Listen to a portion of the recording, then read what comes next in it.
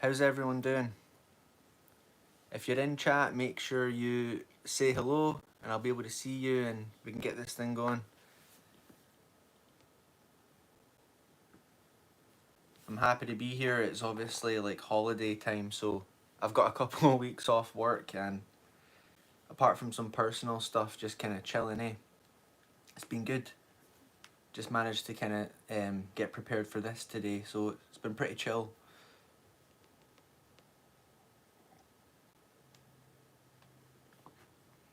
We're obviously going to be talking about Shatterpoint Chapter 2, and there's a few other things within the community I wanted to kind of touch on, give my 2 cents on it, so that should be fun. We'll just wait and see if anyone else wants to turn up and contribute to the conversation. We've got Darth Paws, Shadows of the Ghostwriters. That's right, Darth Paws. We're going to be talking a little bit about that. I released my video this morning. It took me like 20 minutes to do it. Oi oi oi, Narrow Dart, good to see you, man. I saw your most recent video as well, it was hilarious. Your videos are always bangers, man. Somehow the Ghostwriters returned. And there was no mention of Ghostwriters either, we'll talk about that a little bit. There's a few of you in chat anyway, we'll get started. Basically, I think Star Wars Theory's been... Wait, I'll talk about this first. My video on 2024 Star Wars should be out tomorrow. 37 minutes. Wow, nice one, Darth Paws. I really like long form videos, so I mean usually I'd have them in my ear at work and I just listen, but as I say, I'm off work, so that'll be good. Give me something to do, keep out of trouble. So yeah, but basically Theory's obviously been watching everyone's videos because as Marvel Purist has been keeping count, it's been over 55 days since the last lore video that was promised. But now all of a sudden he's promising, he's got about 3. I think he's released 2 of them. One of them is about Dash Rendar and the Shadows of the Empire. He's released that one. I watched that one today. Is tomorrow a bad day to release it? It's Christmas Eve. I don't think so, Pause. Not for me, anyway.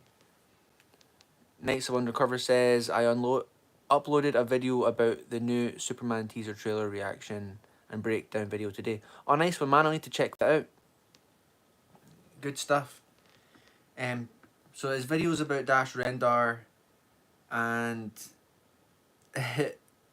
he's still calling Shizor, is it Zizor he calls him? Zizor and Zizor. And it's frustrating because the whole reason I got blocked from commenting on his channel was because I corrected him on that.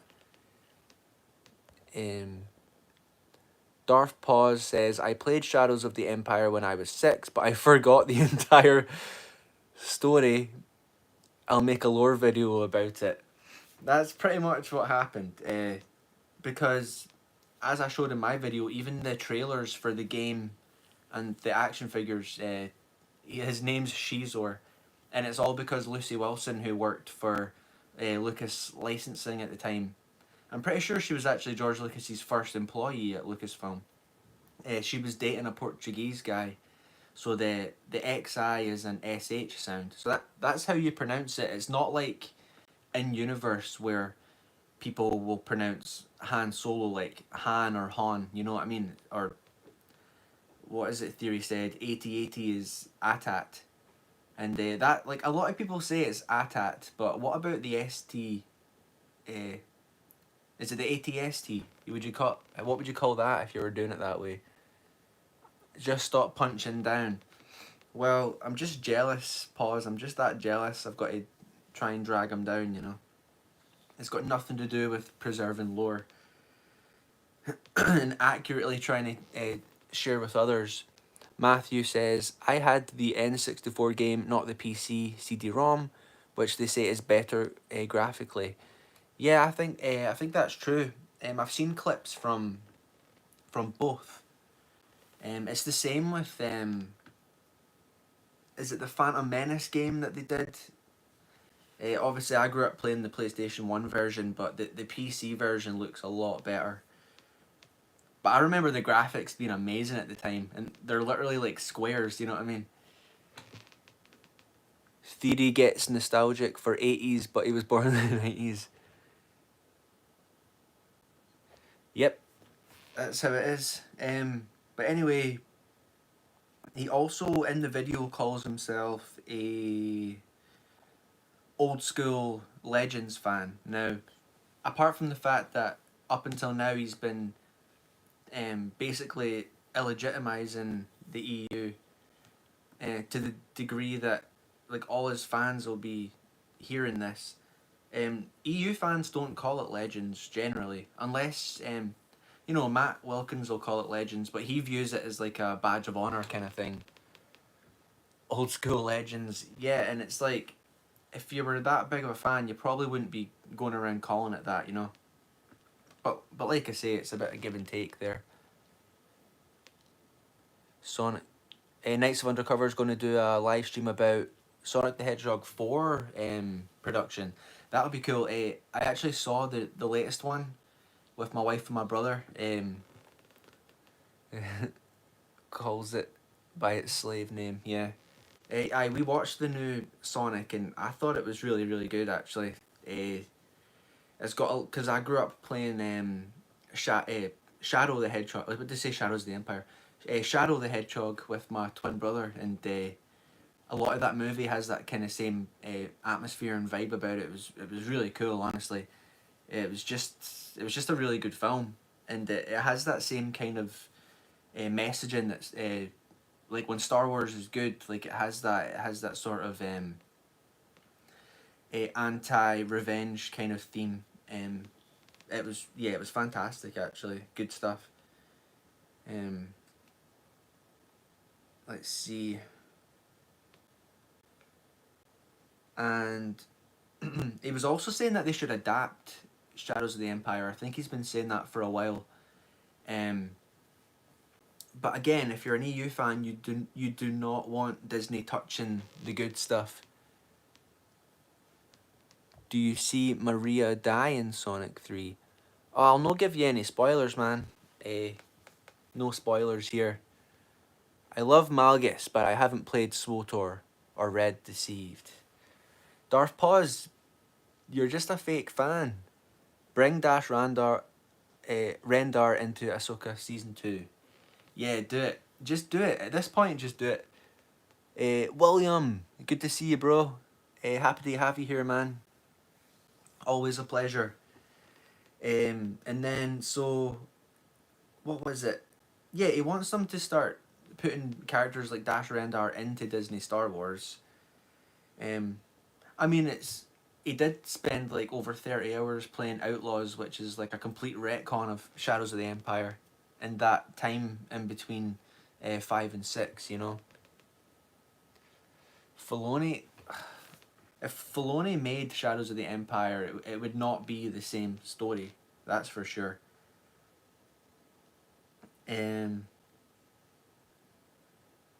He said, I like to keep notes like during the week of things I can talk about. He basically said that George now he's saying that George was involved with the EU. It's like I say, that's why they get called fence riders, because they don't have principles and they're not picking a side. It's like one week they're saying one thing and one thing it's another thing. It would be peak. Matthew says there is no sequel trilogy, only a Disney trilogy. Yeah, that's what I like to call it as well. Oh, Star Wars purist. He's going to be lurking, working on a special live stream this evening for the return of the Ghostwriters. Yeah, I saw your thumbnail for that, purist. I'll be long gone before that starts. So, and I'm on holiday, so I'll be able to hopefully be in the stream for that, in the chat, should I say. Yeah, SWA, we're talking about the new lore videos. But before I go on anymore, like, do you guys like when I start the stream off just talking generally, or would you rather I just got straight into the novel? That's just something I've been thinking about. If you'd rather I just got straight into the novel, then we can do that. Or it's kind of like the only chance I get to kind of give my 2 cents on everything. Thanks very much, Purist. I hope you have a great holiday as well, man.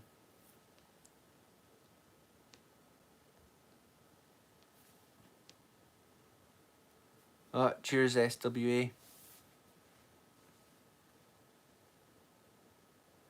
Adds a bit more to the conversation. Yeah. Alright, cool. It's good for me. I'll try not to take too long. Obviously, like, the whole point is to talk about the real lore, you know? Right, pause. And also, I've noticed recently that the kind of anti-EU people are coming out of the woodwork. I've been hearing a lot from them recently, to be honest. A lot of what do they call themselves? Like, you know, the G canon purists. But it's like, how can you call yourself a George Lucas purist if you're going to like denounce, first of all, the prequels? We'll get into that. Denounce the prequels and all of his involvement in the EU. Yeah, you're right. I don't know how to pronounce your name. The Hiato. Yeah, you're definitely right about that.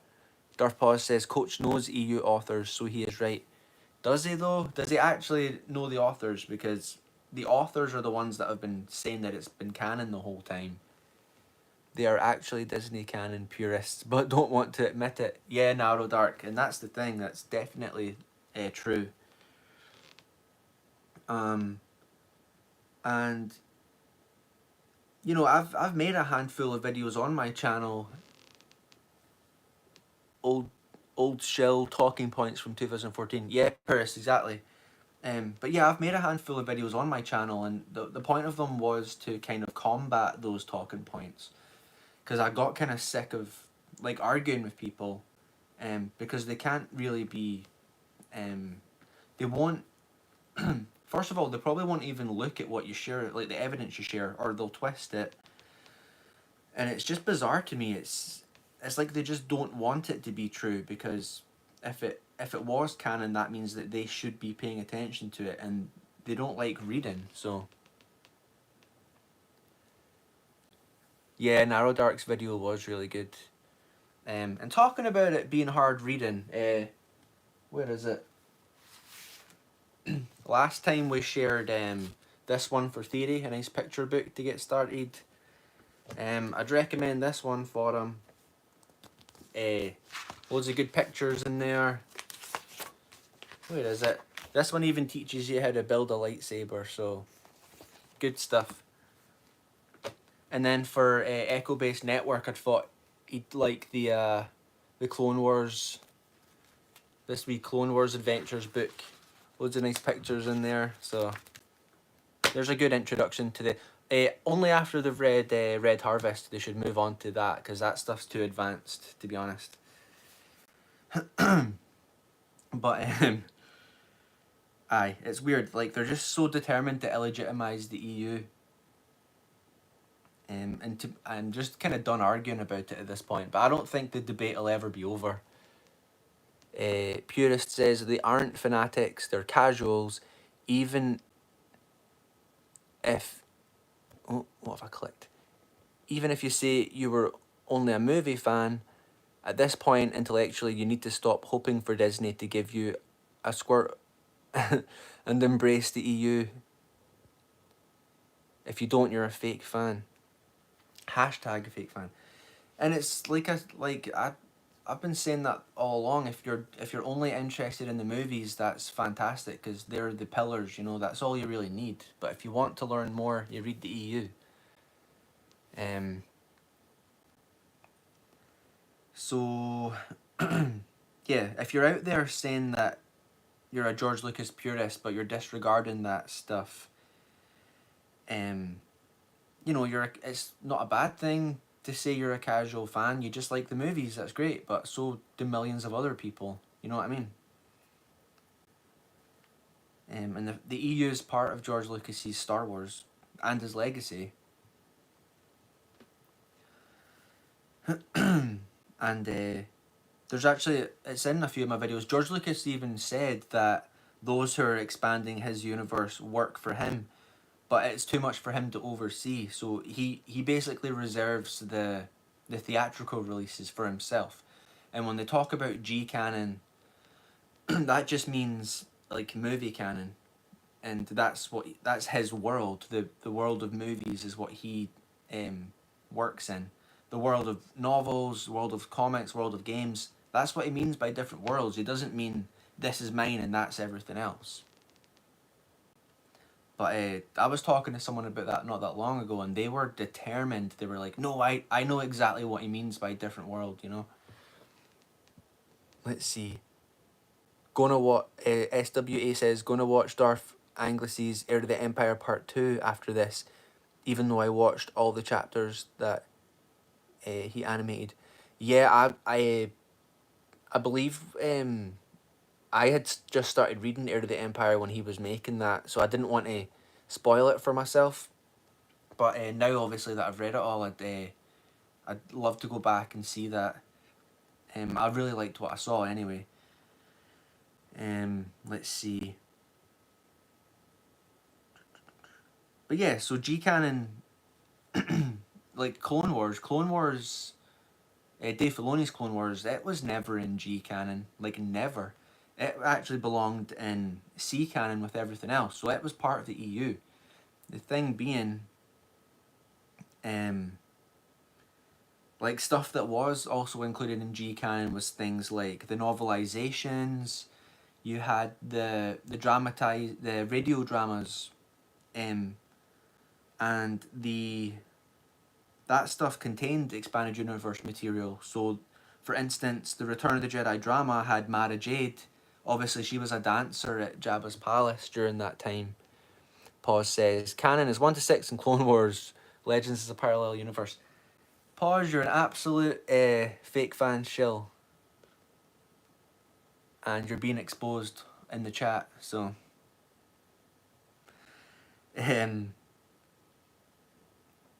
So that stuff, and then you've got, obviously, the Revenge of the Sith novel by Matthew Stover. He said that anything that was in that book, it's there because George wanted it there, and anything that's not in the book it's not there because he wanted it out, basically. And he collaborated with George on that novel, and I always come back to this. Labyrinth of Evil was worked on with George through Matthew Stover, so he gave all those questions from James Luceno.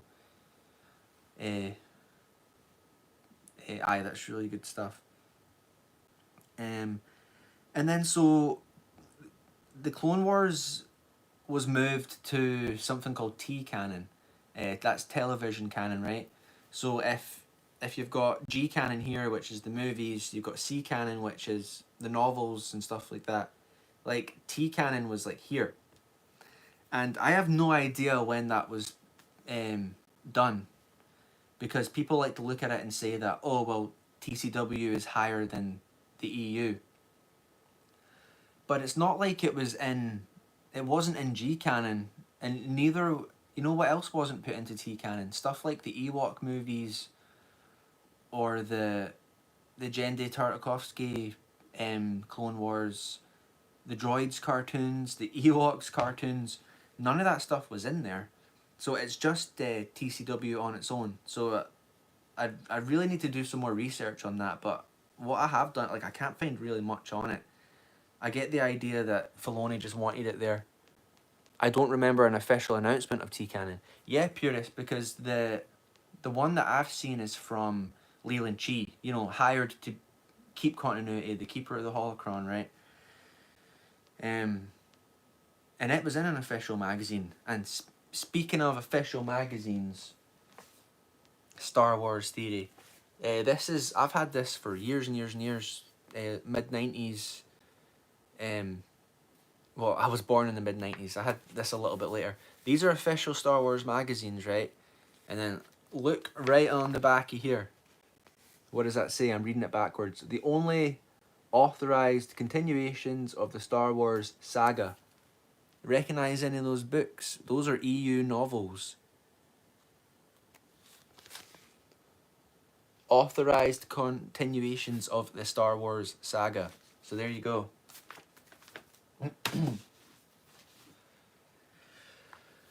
Infuriating. Anyway, so I've moved my notes over a little bit. Take a wee swig here.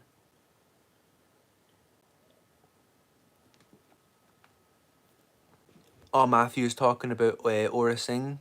Is that yeah, the Dark Horse novels?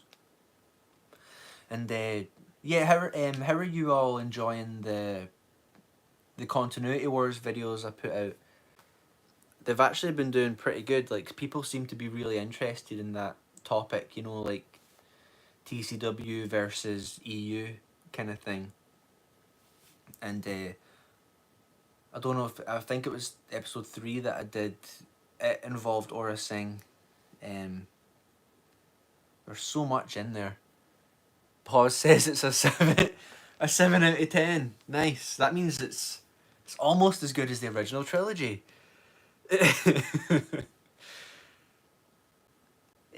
Our friend, yeah, cheers, Narrow Dark. Thanks, William. Appreciate it. Our friend, Gordon McDonald, he pointed out to me today that in my videos, in the introductions, I talk about how like prior to the Disney sale, Disney made the EU Legends, and I've basically written that. Here, I'll read this real quick. Purist says, I hope Theory is Thursday tonight. I know his fans had to wander the desert for 58 days. That's wild. Yeah, basically, I accidentally typed that Disney regulated EU to Legends instead of saying that they relegated, which is my bad, and it's I'm kicking myself because it's something that I've done before and I was really conscious of it.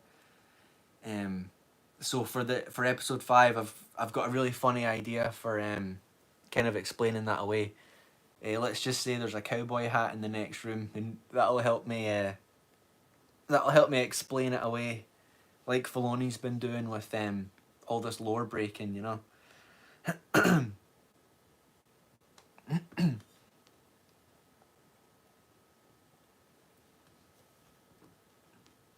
So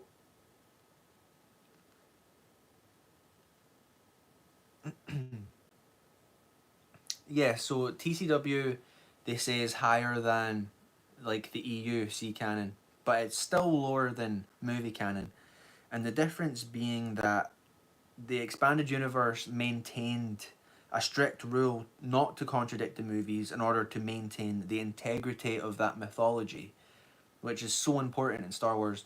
And I know Darth Paz was saying when he was debating Coach Chef on EBN, YBB, you know, lore is really important in Star Wars. It's, you know, for over 30 years people have been interested in that chronological timeline, you know, and the lore that was created during that time.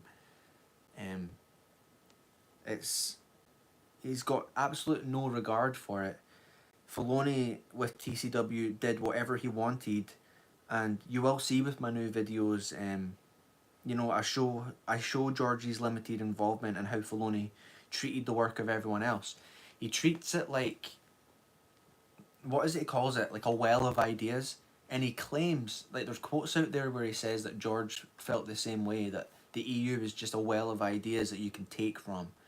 And it's so insulting. It's like, it's so disrespectful to all these authors and creatives that's their ideas, that's their work, and he's just like, I'll take a bit of that, I'll take a piece of this, we can smush it together, it'll kind of work out, but we're kind of destroying EU, I suppose, but none of it matters in George Lucas Star Wars.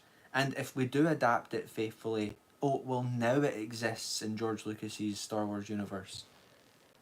Lore is, William says, lore is everything, that's what makes canon. Yeah, it's definitely, yeah, exactly, a big part of it.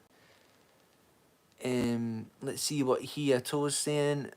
Dark Empire Sourcebook. This and all other products that take place after the events depicted in Return of the Jedi are the author's vision of what may have happened. The true fate of heroes and villains of the Star Wars universe remains the inclusive province of George Lucas and Lucasfilm. And you're not wrong. You're not that is in there. And what that means is that, and George has said it himself, he was not interested in telling the story past Return of the Jedi. I don't know if your point is to try and say that the EU isn't canon or whatever, but George Lucas said his story ends with Darth Vader being redeemed by Luke. He's not interested in telling the story after that. The comics, the books, everything else have taken care of that. He thinks they're really good. When he was approached by licensing, he said, do sequels because I'm not going to do them. So it's correct. The EU isn't. It's not what George. It's maybe not what George would have made, but it's what he's authorized and approved. You know what I mean? And it's by his company, and he's had a part in contributing to all of that. There's other quotes with Howard Rothman, the head of licensing. He's entrusted him to take care of the things that aren't stated in the movies. You know. So I'm getting a bit heated up about that. Because I've done the videos that explain it and nobody's interested and it's infuriating. And I'm not the only one either. Like, oh, I'm the only person to be talking about George Lucas Star Wars. I'm the only one that's still doing it. Nah, like there's plenty of other Star Wars based channels that have been doing this long before me. You know what I mean? But the Filoni faithful just aren't getting it. The quote basically says the EU doesn't reveal the true fate of the heroes. Kinda sus. I'm not quite... I'd have to think about that. I'm not quite sure what you mean about that. It sounds like you're stepping into the Legends territory. I don't know. Let's see. You know, we've covered theory. The other thing I saw during the week was Coach from Echo Base Network. He said that the prequels are Star Wars in name only. This is coming from the dude that said that Skeleton Crew was a 7 out of 10. Like, that's wild. That's crazy. He said that he likes Revenge of the Sith, but you can keep Phantom Menace and Attack of the Clones. Like, those two movies are, SWA, in name only.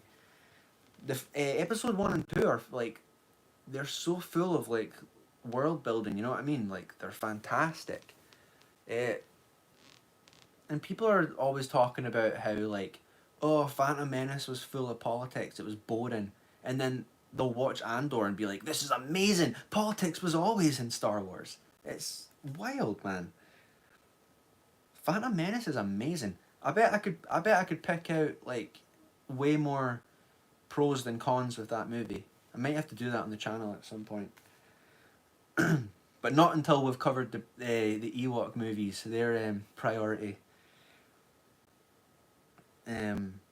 Coach also said that people love criticising, EU people love criticising fans, and that's not true either. If you say so, William. I don't know him as a person. Like, I used to follow their channel, and I kind of just gradually realised that they were kind of among those kind of grifter channels that, what do you call it? Like hope grifters. They keep saying like, oh, it'll get better, but Disney are trash and they're trashing everything. It's like, they're the kind of people that will say Star Wars is dead, but then they'll never read EU and realise that it's actually thriving because all this stuff's still out there. But all the EU fans I've interacted with, they're not even the kind of people that act like they know everything or they'll judge you for things. It's like, they love this stuff. They're fans of the thing, so they know this stuff. It's not like they're just reading it to get the knowledge, or they're reading Wikipedia. They actually know it, and if you ask them stuff, they'll tell you, and it's easy for them to tell you because they know it. Like, imagine that. So it's more a case of criticizing people that are misrepresenting true Star Wars and the history of the franchise, as well as George Lucas's involvement. William says, I followed them as well until Coach started trashing George. Yeah, like, they did that quite often. A lot of people like to use his name to kind of appeal to authority, and then when it suits them, they'll be like, oh, George did this, he did that, he, like, killed Star Wars before Disney did. And, like, I'm under no illusion, like, George Lucas wasn't perfect, like, TCW happened under him, you know what I mean?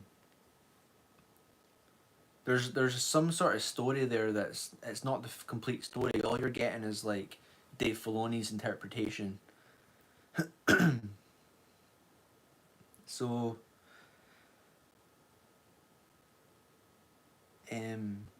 just ignore the EU, because if it's not Georgie's stories, then you can just ignore it. So all of that involvement and influence is moot.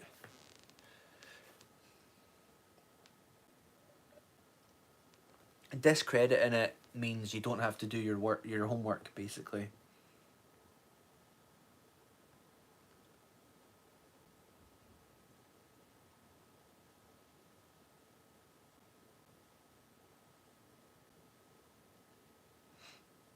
But yeah, someone asked me, talking about lore and TCW, I released the episode 4 that I did, and it covers a lot of, like, Darth Maul coming back, Night Sister magic, which we know from the courtship of Princess Leia, and other material that the Night Sisters didn't use magic. They were calling on the Force, and that's something I really like in Star Wars, is that they don't really need magic, because the Force is kind of Georgie's answer to that in his kind of fantasy world, you know. And it covers, there's a lot of retcons to do with Mon Calamari, like direct theft from the 2003 Clone Wars with, like, I'm blanking on his name now, Kit Fisto, when he's under the water with he's got, like, his shirt off with a lightsaber and stuff. Direct rip-offs, no mention of the people that actually designed and created that stuff. What's going on here? Oh no.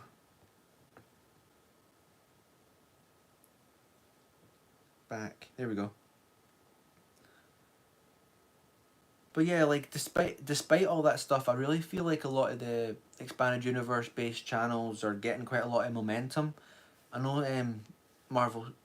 Star Wars Marvel purists was saying that as well.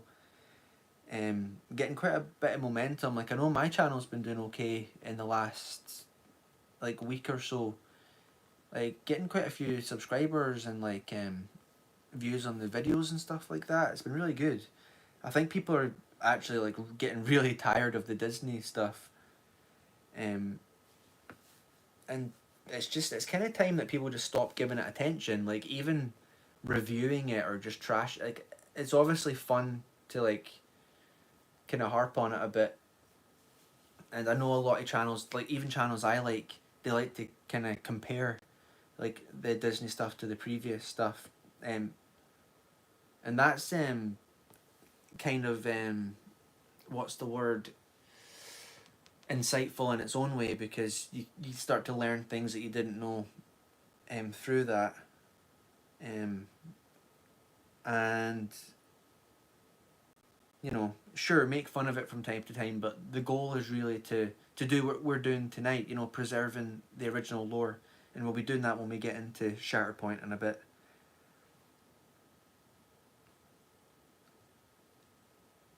And oh yeah, speaking of here, I'll see what you're saying for a minute. SWA says, what is there to praise all this at this point? Exactly. Obsidian Kite, good to see you, man. I don't recognise your name. Happy to have you. He says, as much as I like to explore what was done on the EU side, we should not neglect that the films have higher say on where the story goes. Yeah, I mean you're definitely right, and that was the whole point in the EU, um, is that it was bound by George's movies. So when people say it was a separate universe, that's not true because it didn't interfere with the movies. It went alongside them and it complemented them and obviously expanded on them, you know? George always had creative control. So people like to say, oh, well, if George made sequels, he could have demolished the EU like that. And it's like, well, he never did. He actually implemented things and utilized them. Things like Coruscant. The name Coruscant comes from Heir of the Empire. Ayla Secura, a character from the comics. The double-edged lightsaber for Darth Maul comes from Exar Kun. I think that's from the, correct me if I'm wrong, the Tales of the Jedi comics. So yeah, I'm not disagreeing with what you're saying. The movies are definitely precedent. They're the pillars that everything else has to abide by. Um, and I don't know if you've seen any of my other videos, but I've got plenty of videos that give evidence to show that the EU was canon. Vex says, hi Vex, hey Scan and chat, just wanted to drop in and say hi, can't stay long. That's alright buddy, good to see you. Hopefully you can catch the replay. You can even fast forward to when we covered the novel, alright? That'll be good.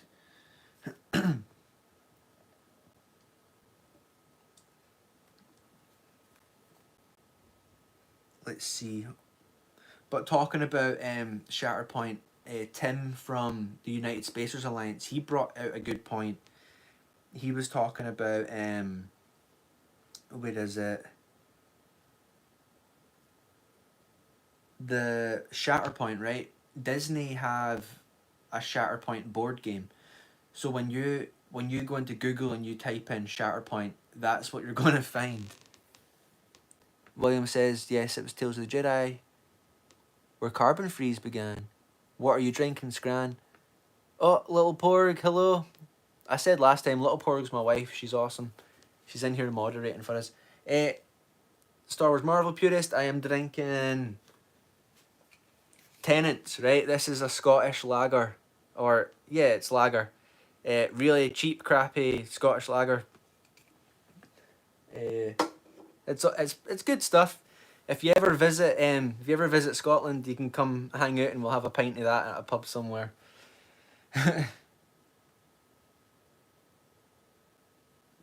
I'll no try to sell you death sticks, don't worry.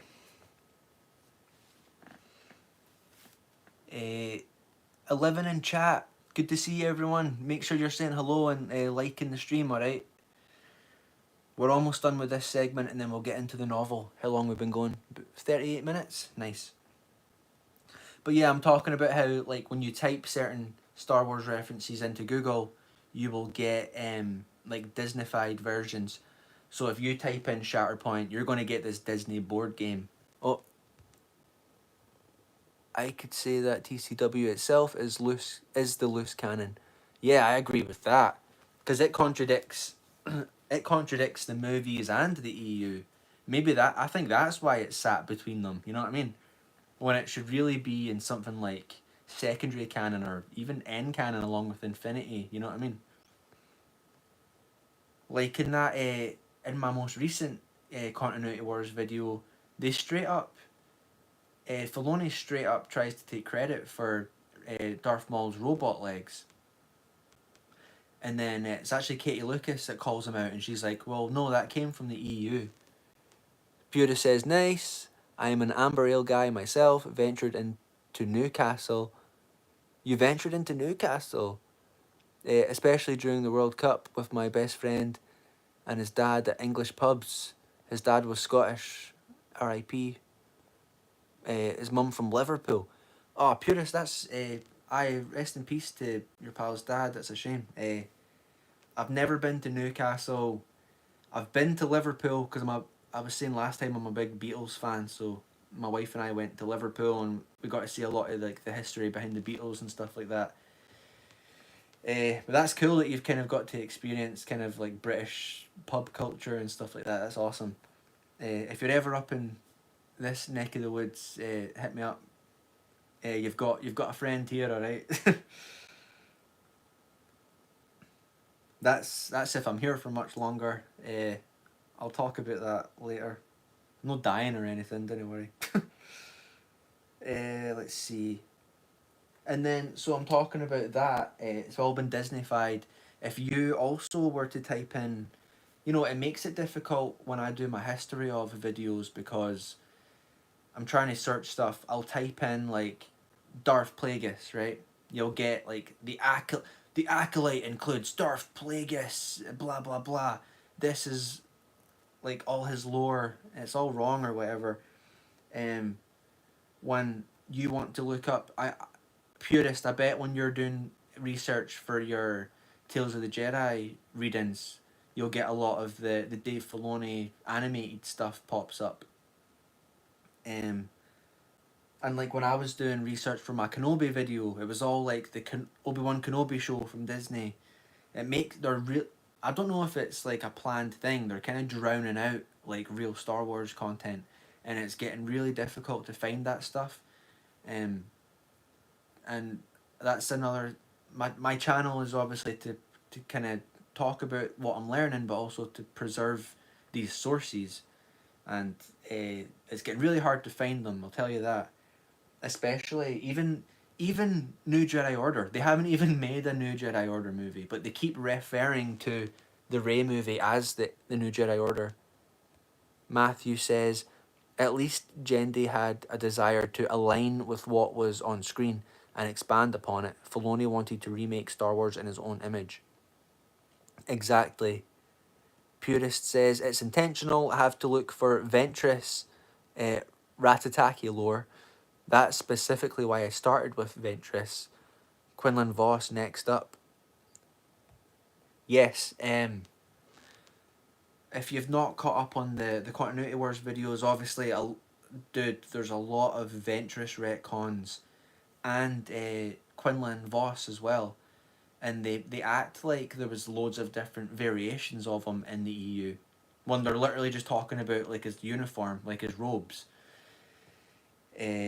It's really disingenuous. And they even admit George read those comics. George loved Star Wars comics. And there's actually scenes, it was Steve Kenobi showed me a couple of frames from the comics that have direct dialogue taken from them for Padme in the Senate scenes. And there's scenes, I think it's scenes with Quinlan, but they were given to Mace Windu in Revenge of the Sith. George is a big fan of those comics, but people say that he never read any of the stuff.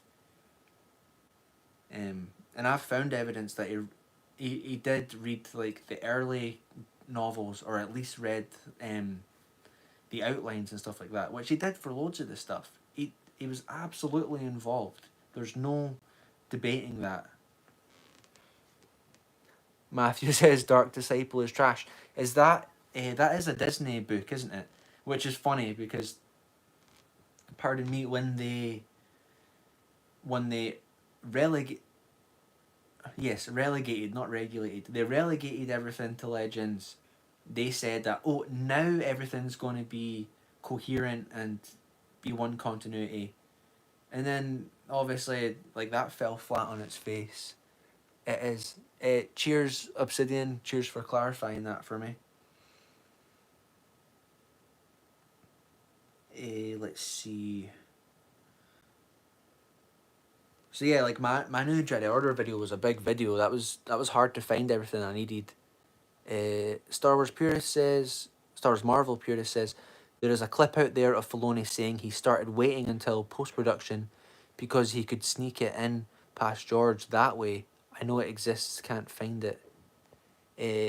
I have seen that. I've seen that like 2 or 3 years ago, like, and just didn't have any idea about it. Lil Porg says, honest question, that I am curious about. If everyone is retconning the Clone Wars, didn't George Lucas promote it and even state his favourite episodes from it? Believe it or not, George Lucas's favourite episode of the Clone Wars is the one that's like completely, it's all droids. Do you know what one I'm talking about? They're all on that like really bland planet, and it's just like the 4 or 5 droids like traveling across this planet. Because when he pitched the Clone Wars, it was not supposed to have anything to do with the main characters. Yeah, you know the one I'm talking about. That's George's favorite episode. I think that's kind of telling, that it's not something that has like Anakin like fighting Dooku for the 50th time, when he obviously only fought him the 2 times in the movies. Like, that's what I'm saying. George, like, obviously George was involved, but not to the extent that people like to say. And it's okay to enjoy the Clone Wars as well. Like, I know a lot of people grew up with that, but like I grew up with the Tartakovsky ones, and those are fantastic.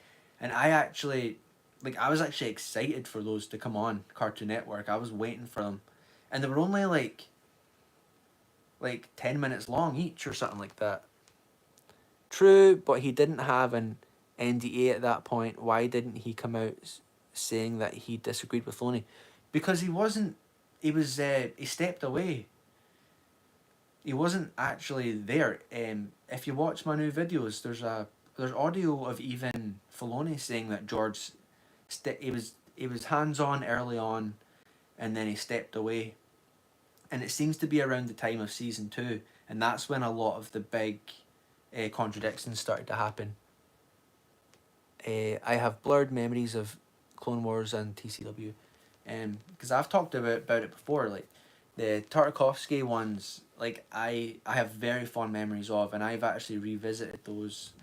The Clone Wars I watched with my wife during lockdown, and I liked them at the time until I learned more about the EU and what had happened to it. Let's see what Matthew's saying.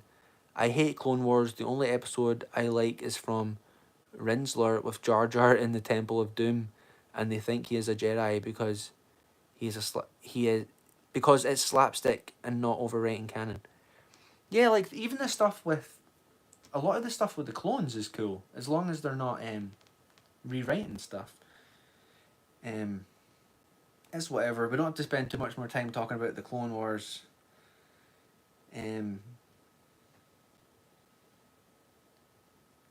But that was pretty much all I wanted to say about that. Right, let's get into Shatterpoint, Star Wars Marvel purists' favourite EU book. The Last Jedi is a cinematic masterpiece. Sure, I mean, even George Lucas said it was beautifully made, but I need to make a clip about that. I've got an interview from George where he says there's movies that are not well made that he loves, and there's movies that are... He's no a shell, he's just joking. I hope he's joking. George said there's movies that he loves that were not well made. There's movies that he hates that are beautifully made. And that's literally the only thing George Lucas said about The Last Jedi, and it wasn't even him, it was through like... It was someone speaking for him, you know?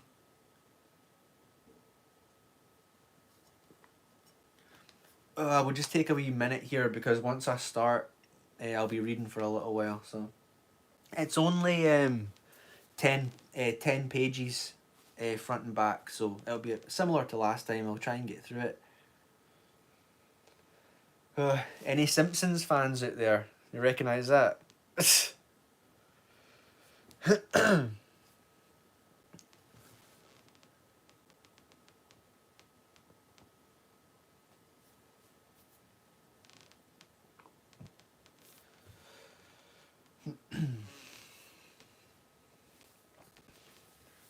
see. More like true fan alert. Yeah, man. You wonder what Mace Windu will discover in Chapter 2. Yeah, me too. Like the last chapter, oh, Matthew Stover said The Last Jedi is his second favourite Star Wars movie. Yeah, I have seen him say that. I think it was actually on... Was that Star Wars Theories stream with that other dude? I don't know why. I don't understand it. Because Matthew Stover's someone that really understands Star Wars, I think. Yeah, Theory stream.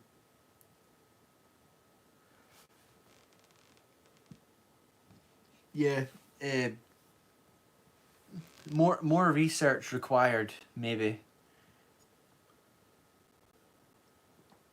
But yeah, the last chapter, we'll just kind of revise it a little. Last chapter, Mace Windu turned up on Harun Kal, and he's obviously there to find his old apprentice Depa Beliba.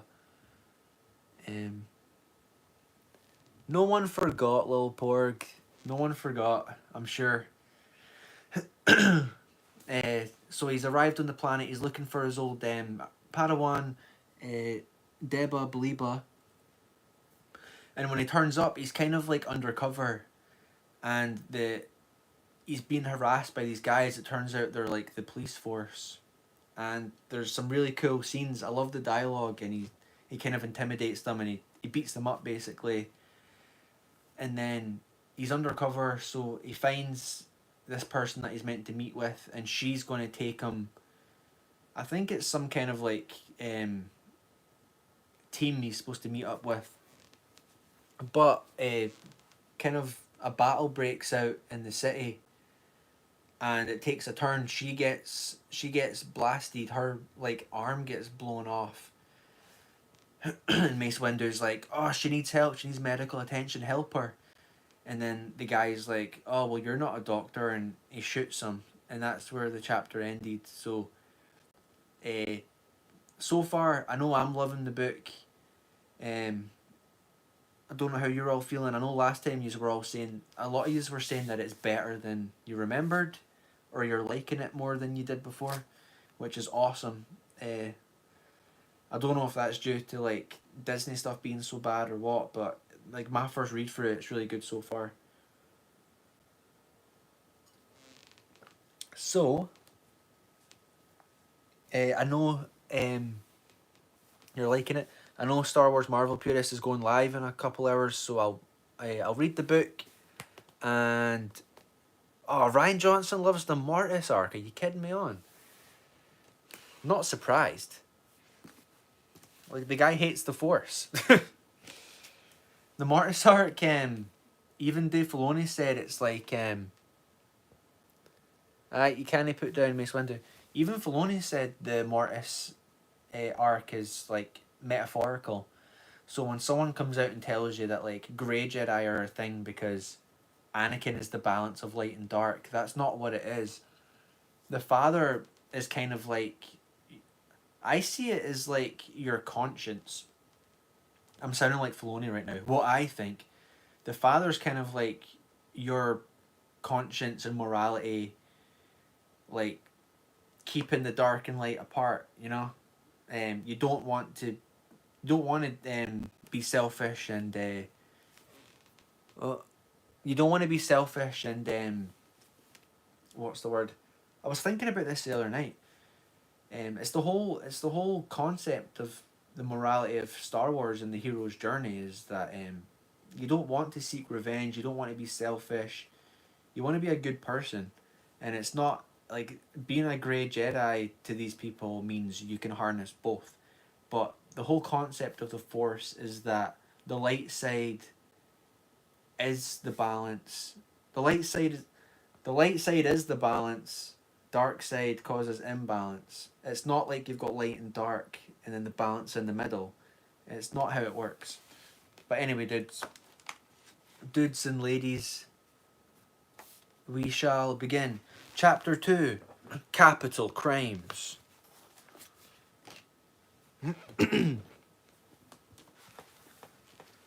And if you need to shoot off, you can come back. You can come back and get the replay or whatever. It's been really good having you here, alright? And we'll take wee breaks in between and we'll have a wee chat. He had plenty of time to get familiar with the interrogation room. 4 meters by 3, Duracrete blocks flecked the gravel, whose sheer planes glinted like mica. The walls from waist high to ceiling had once been painted the colour of aged ivory. The floor and lower walls used to be the green of wander kelp. What was left of both paint jobs flaked as patches rimmed with mildew. The binder chair that held him was in better condition. The clamps at his wrists were cold and hard and had no weakness he could touch. Those at his ankles sliced pale gouges into the leather of his boots. The chest plate barely let him breathe. No windows. No glow strip cast soft... one glow strip cast soft yellow from the joining of wall and ceiling. The other one was dead. The door was behind him, twisting to watch it hurt too much. The Durasteel table in the centre of the room was dented and speckled with rust. He thought it was rust, hoped it was. On the far side of it was a wooden chair, its bow back stripped from wear. His vest and shirt were tattered at the shoulder where the first bolt had struck. The skin beneath was scorched and swollen, with a black bruise. Set on stun, the bolt had barely penetrated his skin. It was set on stun, it's all good. I wasn't sure if he was going to make it to the Revenge of the Sith, so that's a relief.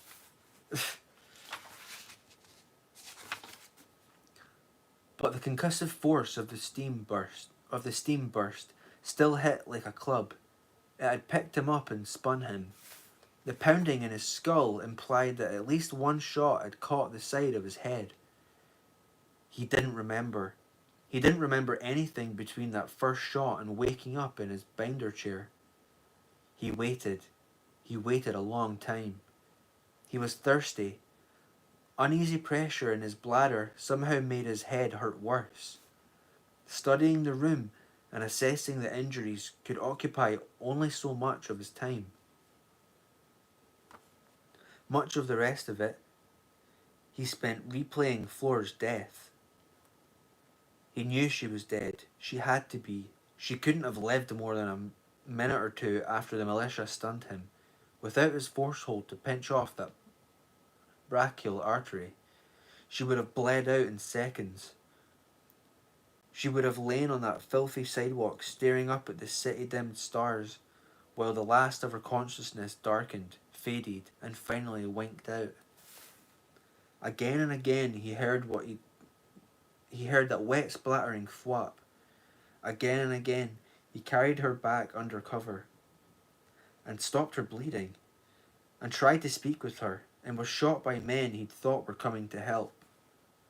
Her death had gotten inside him, down below his ribs.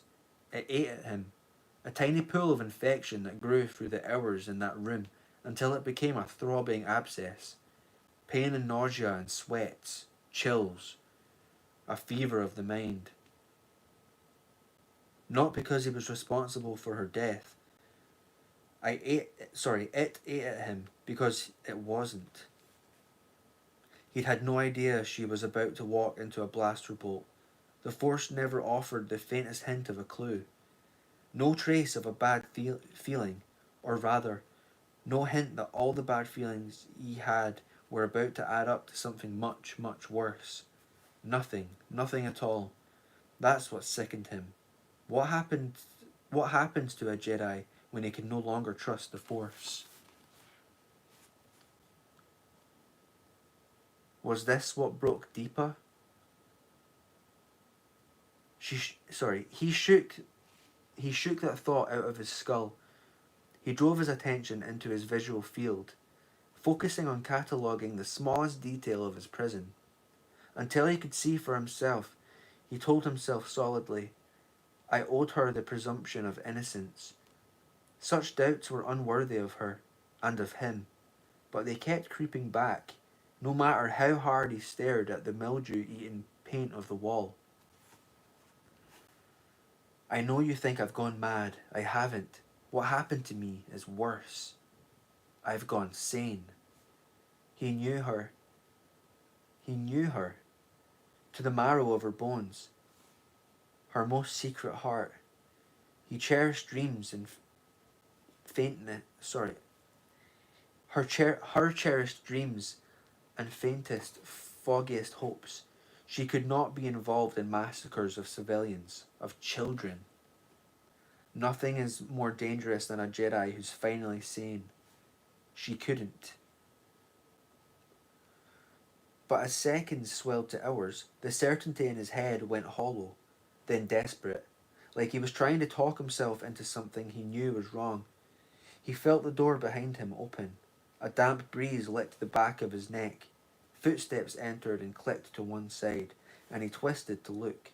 They belonged to a smallish human male, comfortably plump, wearing militia khakis that were improbably well starched.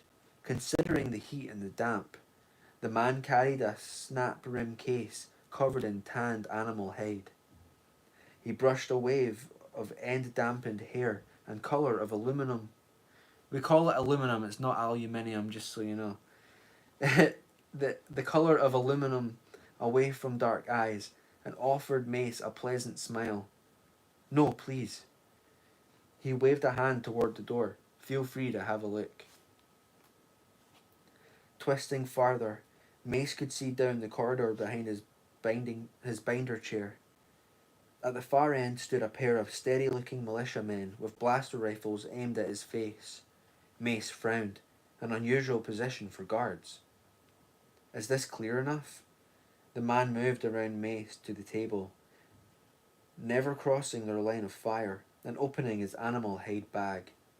I'm told you have a bit of a concussion. Let's not make it fatal, shall we? The Force showed him a dozen places on that soft body where a single blow would maim or kill. This man was no warrior, but energy spidered outward from him in all directions. An important man. Mace found no direct threat in him, only a cheery pragmatism.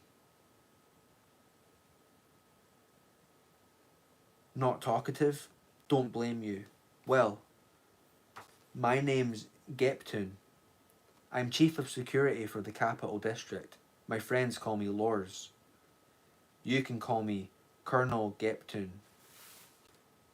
He waited, still wearing that indifferently pleasant smile. After a few seconds he sighed. Well, we know who I am, and we know who you're not. He flipped open the lid of Macy's identikit. You're not Kisnal Trapano. I'm guessing not Carillion either. Interesting history you don't have. Smuggler, small-time pirate, gun runner, et cetera, and so forth. He settled into the wooden chair, laced his fingers together, and propped his hands on his belly. He matched Mace with that pleasant smile, silently, waiting for him to say something. Mace could have kept him waiting for days. Without Jedi training, no human truly understands what patience is. But Depot was out there, somewhere, doing something. The longer it took him to teach her, the more of it she might do. He decided to talk. A small victory for him, Mace thought. No loss for me. What am I charged with? That depends. What have you done? Officially? Geptun shrugged. Nothing's been filed, yet. Then why am I being held? We're interrogating you. Mace raised an eyebrow. Oh yes, we are. Geptun winked. We are indeed. I'm a terrific interrogator. You haven't even asked me a question. Geptun smiled like a sleepy vine cat. Questions are inefficient. In your case, futile. You must be good indeed, Mace said, to have figured that out without even asking one. By way of reply, Geptun reached into the animal skin case and pulled out Mace's lightsaber. The glow rod shell had been stripped away. Traces of adhesive showed black against the metal. He hefted it in his hand. smiling. And torture would probably be a waste of time too, yes? He set the lightsaber on the table and spun it like a bottle. Mace could feel its whirl in the force, feel exactly how to touch it with his mind, to lift it and trigger it and set it flashing upon Colonel Geptun, to slay or hold hostage, or to slash through the restraints that held him in the binder chair. He let it spin. The two shooters standing ready at the far end of the corridor made sense to him now. The lightsaber's spin took on a wobble, slowed, and trickled to a stop, its emitter centered on its breastbone. I believe that means you're it, Captain Geptun said. A neat trick. Mace measured him again. The colonel endured his scrutiny blandly. Geptun, Mace said, could be a Karun name. And in fact it is, the colonel admitted cheerily. My paternal grandfather came out of the jungle some 70-odd years ago. This is not discussed, you understand, not in polite society. Is that something you still have here? Polite society? Geptun shrugged. My name's only a mild handicap. Maybe that trace of Karun blood is what makes me too proud to change it. Mace nodded, more to himself than to the other. If the man had enough force touch to control the lightsaber's spin, he might easily have enough to conceal his intentions. Mace revised his threat as sentiment from low to unknown. Mace revised his threat assessment from low to unknown. What do you want from me? Well, that's the real question, isn't it? There are a variety of things you could do for me. You could, say, be a substantial boost to my career. A Jedi. Even your basic Jedi grunt might be valuable. To the right people, I mean. I've captured an enemy officer here, haven't I? The Confederacy might reward me handsomely for you. In fact, I know they would. And maybe even give me a medal. He tilted his head, a humorous sidelong look. You don't seem concerned by the possibility. If you were planning to turn Mace over to the Separatists, Geptun wouldn't be here. Mace waited, silently. And it's true. The colonel sighed after a moment. I'm not political, and there's something else you might be able to do for me.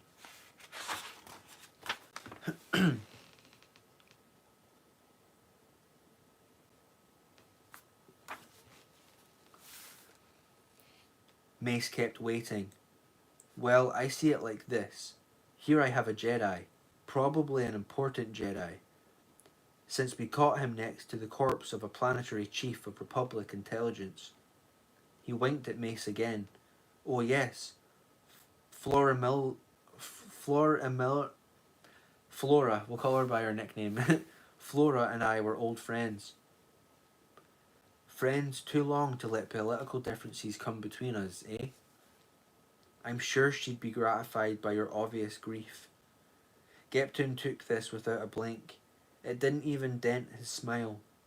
Tragic, after so many years in so many dangerous places, to be cut down by a stray blaster bolt. Collateral damage. Merely a bystander. Hardly innocent, though, was she? It was possible, Mace reflected, that he might come to profoundly dislike this man. If your men hadn't shot me, she'd still be alive. He chuckled. If my men hadn't shot you, I wouldn't have the pleasure of your company tonight. This guy's a bit of a creep, isn't he? He's got a kind of creepy vibe going on about him. And has this pleasure been worth your friend's life? That remains to be seen. Their gazes locked for a full second. Mace had seen lizards with more expressive eyes. Predatory lizards. He revised his threat assessment again, upward. Geptun shifted his weight like a man getting comfortable after a large meal. So, back to this Jedi in question. I'm thinking this Jedi is also someone a little on the capable side. Even perhaps actively dangerous. since he answers the description of a fellow who broke several bones belonging to a pair of my best men. Those were your best? I'm sorry. So am I, Master Jedi, so am I. Well, I fell to wondering what business might possibly bring an important, dangerous Jedi like yourself to our little backworld on Harun Kal. You would hardly have come so far just to commit petty assault upon peace officers. I fell to wondering if your business might possibly have something to do with another Jedi, one who seems to be running around up country, doing all sorts of un-Jedi-ish kinds of things, like murdering civilians. Might your business have something to do with her? If it does... Geptun tilted his chair back and looked at Mace over the curves of his plump cheeks. We've been hunting this Jedi for some time now. I've even posted a bounty, a big bounty. It's possible that if someone were to deal with my existing Jedi problem, I might feel fully compensated. I might not even miss that reward we were talking about earlier. I see. Maybe you do and maybe you don't. Here's the thing, I can't quite make up my mind. Mace waited. Geptun sighed irritably and settled his chair back on the floor. You're not the easiest man to have a conversation with. This didn't call for a reply, so Mace didn't make one. See, that's exactly what I'm talking about. Well, I suppose I just need a way to ease my mind. You understand. I'm right on the bubble here. I can go either way. I'd like that reward, yes, indeed I would. But given the choice, I prefer my upcountry Jedi problem taken care of. But I'm not sure what's the best decision I could make right now.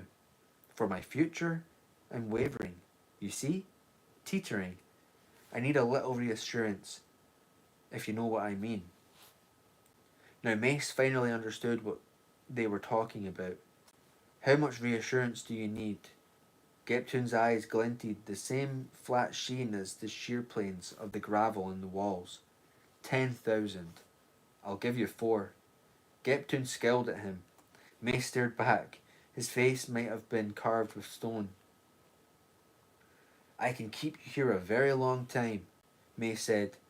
3,500. You insult me. What am I not worth even haggling with? We are haggling? Sorry, we are haggling. 3250. I'm wounded, Master Jedi. You mean Jedi Master, Mace said. 3,000. Geptun's face blackened, but after a moment wasted trying to match uncompromising stares with Mace Windu, a losing proposition. He shook his head and shrugged again. 3,000. I suppose one must make allowances, he sighed. There is a war on after all.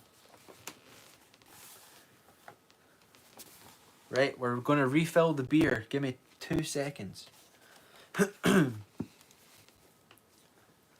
are you all doing in chat just now? Let me know what you're saying to it.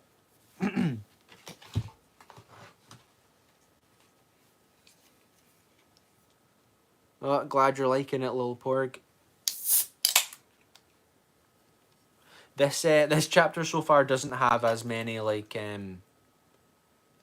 difficult phrases and words to think about. Kind of flows a bit better.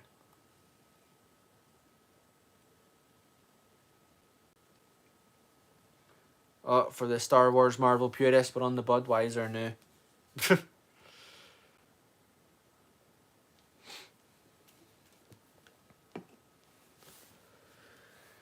Right, back to it. Splendid reading. Cheers, William. I think part of the goal was obviously to improve reading abilities. I think I'm definitely getting better. You know, you don't normally read out loud when you're reading EU novels. And I'm pretty sure I'm undiagnosed dyslexic as well. So believe it or not, like I didn't even have glasses until I started reading EU. I was trying to read Labyrinth of Evil, and like I was really struggling. So got my eyes tested.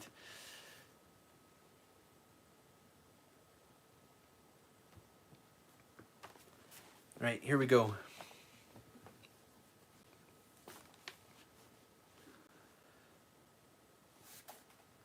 They cut him loose at dawn. Mace descended the worn stone sweep of the Ministry of Justice's front steps. The high cirrus over grandfather's shoulder bled morning. The light poles had gone pale. The street below was as restlessly crowded as ever. He had his kit bag over his shoulder and his blaster strapped to his thigh. His lightsaber was in an inside pocket of his vest, concealed below his left arm. He slid into the crowd and let its current carry him along. Endless faces passed him, meeting his eyes incuriously or not at all. Carts clattered, music trickled from open doorways and leaped from personal players. Once in a while, the massive rumble of steamcrawler treats forced the crowds to one side or another. At such times, the touch of unfamiliar flesh made his skin crawl. The smell of human sweat mingled with Uzim urine and the musky funk of Togorians. He smelled the unmistakable tang of Tolada Till elbow glands and the smoke of purtak leaf roasting over Lammas fires, and he could only marvel dully at how alien it all was. Of course, the alien here was Mace. He could not guess what he should do next. From the private journals of Mace Windu, I should have been working my way toward Deepa already. I could have headed for the Highland Great Washateria to make new contact with the remaining Republic intelligence agents on world. I could have hired my own team, though the bribe to Geptun wiped out the credit account of Kinsal Trapano. It never contains more than a few thousand. That account is monitored by the Jedi Council. New funds would be added as required. A steamcrawler wouldn't be hard to come by, and the streets were filled with dangerous-looking people who might be willing to hire on. I could have done any number of things. Instead, I drifted with the current of the crowds. I discovered that I was afraid of making another mistake. It's an unfamiliar feeling. Not until Geonosis did I truly understand that such a thing was even possible. At the temple, we teach that the only true mistake a Jedi ever makes is to fail to trust the Force. Jedi do not figure things out or come up with a plan. Such actions are the opposite of what being a Jedi means. We let the Force flow through us and ride its currents to peace and justice. Most of Jedi training involves learning to trust our instincts, our feelings, as opposed to our intellects. A Jedi must learn to unthink a situation, to unact, to become an empty vessel for the Force to fill with wisdom and action. We feel the truth when we stop analysing it. The Force acts through us when we surrender all effort. A Jedi does not decide, a Jedi trusts. To put it another way, we are not trained to think, we are trained to know. But at Geonosis, our knowing failed us all. Harun Kal has already taught me that the tragedy of misjudgment that was Geonosis was not an isolated event. It can happen again. Will happen again. I don't know how to stop it. To have come here alone made sense, but it was intellectual sense, and the intellect is a deceiver. To go after Deepa myself feels right, but my feelings can no longer be trusted. The shadow of the Force turns our instincts against us. I didn't know what to do, and I didn't know how to decide what to do. I think these journal I think these parts from the journal really make this book worth it. Not that I'm not enjoying the rest of it, but I really love these insights into like how the Force works and stuff like that. And you know that these authors, they didn't really tackle that stuff without George's involvement. Oh, it sucked you in, did it? Yeah, that's good stuff. That's really good writing.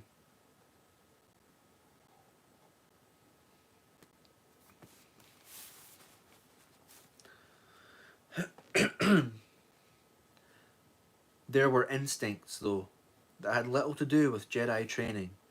It was one of these Mace followed when he held a "hey, buddy" nudge on his shoulders, and looked around to find one of.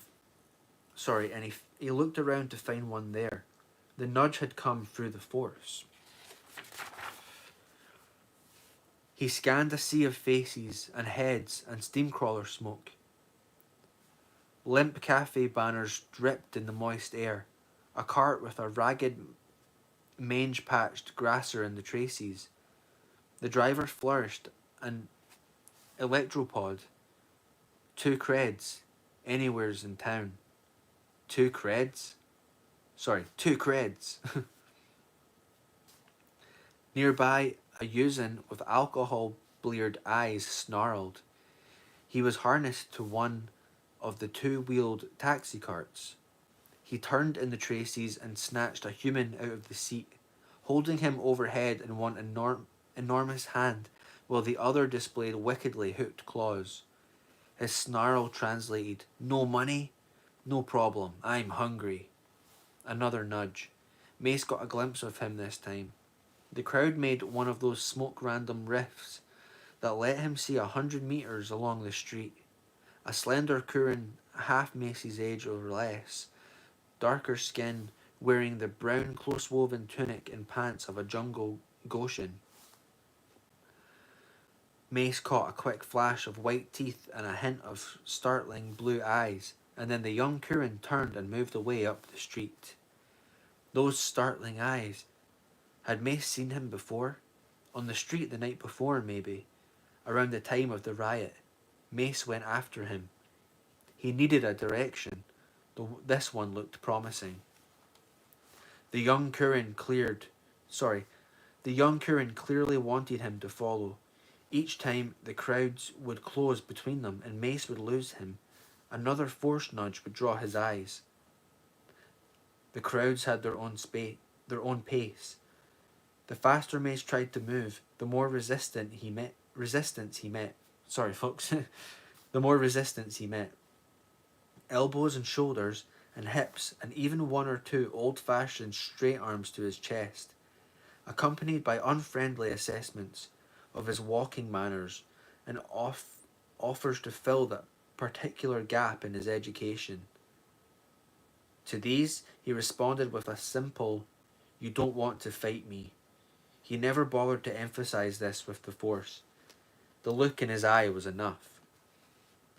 One excitable young man didn't say a word, decided instead to communicate with a wild overhand aimed at Mace's nose. Mace gravely inclined his head as though offering a polite bow, and the young man's fist shattered against the frontal bone of Mace's shaven skull. He briefly considered passing along some friendly advice to the excitable youth about the virtues of patience, non-violence, and civilized behaviour, or at least a mild critique of the fellow's sloppy punch. But the agony on his face as he knelt, cradling his broken knuckles, put Mace in mind of one of Yoda's maxims, that the most powerful lessons without words are taught. So he only shrugged apologetically and walked on. That's pretty funny.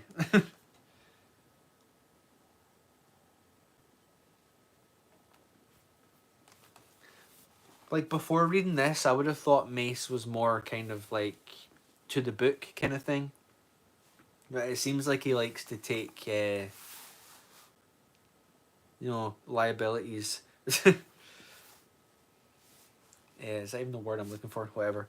Um, the pressure of the crowds brought his pursuit up against the law of diminishing returns. Mace couldn't gain Mace couldn't gain on the young Curran without attracting even more attention and possibly injuring any number of insufficiently polite people. Sometimes when the Curran flicked a glance back, Mace thought he might detect a hint of a smile, but he was too far away to read it. Was that smile encouraging, friendly, merely polite, malicious, predatory? The Curran turned down a narrower, darker street.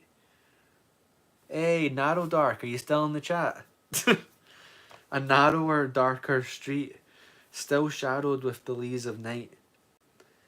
Here the crowds had given way to a pair of Yarkora, sleeping off their evening's debauchery arm in arm, perilously close to a pool of vomit. The 3 or 4 aging Balawi women who had ventured out to sweep the walkstones in front of their respective tenement doorways. Their morning rite of mutual gripping broke down as Mace approached. Griping. Maybe, yeah, whatever. They clutched their brooms possessively, adjusted their coats that bound whatever thin hair they may have had left, and watched him in silence. One of them spat near his feet as he passed. Instead of responding, he stopped. Now off the main streets and away from the constant rumble of voice, foot, and wheel, he could hear a new sound in the morning, faint but crisp, a thin, sharp hum that pulsed irregularly, bobbing like a cup on a lazy sea. Repulsor lift engine, maybe more than one. Echoes along the building lined street. Echoes along the building. Echoes along the building lined street. Oh my gosh! One more time. Echoes along the building lined street made the sound come from everywhere, but it wasn't getting louder. And when he got another force nudge from Smiley up the street and moved on, it didn't get fainter either. On the opposite sides of the buildings around, he thought, pacing me. Maybe swoops, maybe speeder bikes, not a land speeder. A land speeder's repulsor lifts hummed a single note. They didn't pulse as the vehicle bobbed. That was starting to come into focus. He followed Smiley through a maze of streets that twisted and forked. Some were loud and thronged, most were quiet, giving out no more than muttered conversation and the thutter of polymer cycle tires. Rooftops leaned overhead, upper floors reached for each other, eclipsing the morning into one thin jag of blue above permanent twilight. The twisted streets became tangled allies. Oh my goodness. The twisted streets became tangled alleys. One more corner, and Smiley was gone. Mace found himself in a tiny enclosed courtyard, maybe 5 meters away. Nothing within but massive trash bins overflowing with garbage. Trash chutes veined the blank faces of buildings around. The lowest windows were 10 meters up and webbed with fire. High above on the rim of the rooftops, Macy's keen eyes picked out a scar of cleaner brick. Smiley must have gone fast up a rope and pulled it up behind him, leaving no way for Mace to follow. In some languages, a place like this was called a dead end. A perfect place for a trap, Mace thought, finally. He'd begun to wonder if they'd changed their minds. He stood in the courtyard, his back to the straight length of alley, and opened his mind. In the force, they felt like energy fields. Four spheres of cautious malice layered with anticipated thrill, expecting a successful hunt, but taking no chances. 2 hung back at the far mouth of the alley, to provide cover and reserves. The The other two advanced silently with weapons leveled, going for the point-blank shot. Mace could feel the aim points of their weapons skittering hotly across his skin like Aridusian lava beetles under his clothes. Ooh.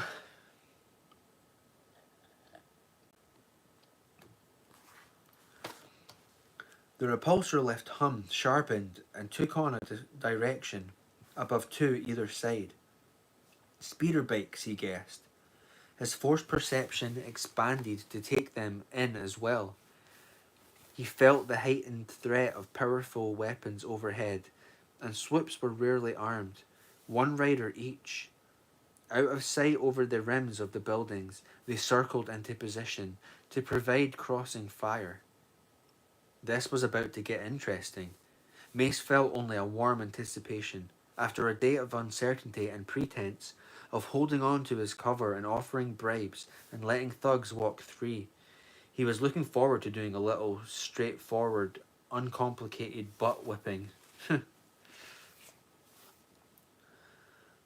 But then he caught the tone of his own thoughts, and he sighed. No Jedi was perfect. All had flaws against which they struggled every day. Mace's few personal flaws were well known to every Jedi of his close acquaintance. He made no secret of them. On the contrary, it was part of Mace's particular greatness that he could freely acknowledge his weaknesses and was not afraid to ask for help in dealing with them. That's a pretty nice touch right there.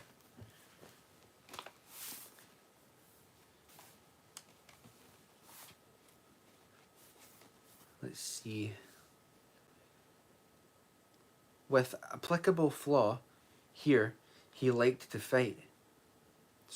His applicable flaw here, he liked to fight. This in a Jedi was especially dangerous.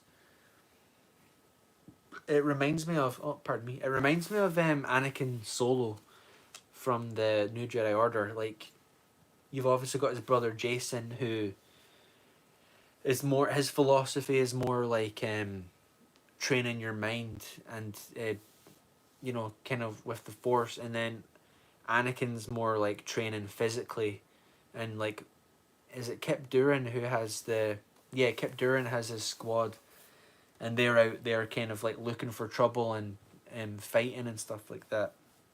So I guess Mace has that kind of inclination, and Anakin Skywalker as well have that kind of inclination to want to like fight people and kind of show off their skills, I suppose. But he's kind of got that way about him where he can recognize that and come back from it.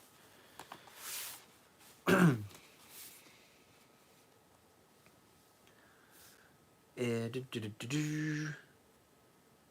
was dangerous for a Jedi. With rigorous mental discipline, he squashed his anticipation and decided to parley. Talking them out of attacking might save their lives, and they seemed to be professionals. Perhaps he could simply pay for the information he wanted, instead of beating it out of them. As he reached his decision, the men behind him reached their range. Professionals indeed. Without a word, they levelled their weapons, and twin packets of galvaned plasma streaked at his spine. And even the best trained human shooter